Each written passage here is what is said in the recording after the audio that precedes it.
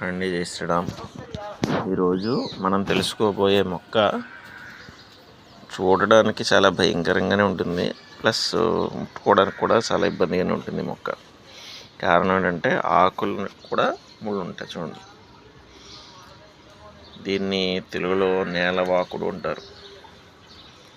సంస్కృతంలో దీని పేరు బృహతి. ఇది ఈశ్వరుడికి ఇష్టమైన 8 పుష్పాలలో ఒక పుష్పం ఈ చెట్టుకు కాస్తుందండి. బృహతి పుష్పం అంటారు. ఇది నీలం కలర్లో సేమ్ వంగ పువ్వు ఎలా ఉంటుందో అలా ఉంటుందండి. దీంట్లో కూడా 2 రకాలు ఉన్నాయి. ఇది తీగ నేలవాకుడు అంటారు. మీకు అడ్డంగా కిందే నేల మీద పాకే రకం కూడా ఒకటి ఉంటుంది. కానీ 2 సేమ్ ఇలాగే ఉంటాయి. ఆకుల మీద ముళ్ళు ఉంటాయి, సేమ్ పుష్పాలు ఉంటాయి, సేమ్ కాయలు ఉంటాయి. కాకపోతే ఇది పైన పాకే తీగ జాతి, అది నేల మీద పోగుతుంది. ఇవి ఆయుర్వేద మెడిసిన్స్లో కూడా దీన్ని బృహతి అని వాడతారు. ఇంకో ప్రత్యేకత ఏంటంటే దీనికి వినాయక చవితికి కూడా దీని పత్రం వాడతాం. బృహతి పత్రం పూజయామి అని దీని ఆకులను వాడతాం.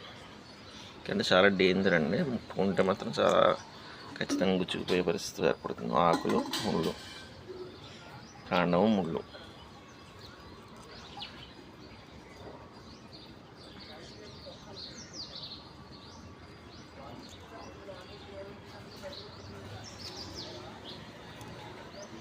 సేమ్ వంగ ఎలా ఉంటుందో అలాగే ఉంటుంది. ఆకు కూడా ఇంచుమించుగా అలాగే ఉంటుంది, కానీ అంత దళసరి ఉండదు, పలసగా ఉంటుంది.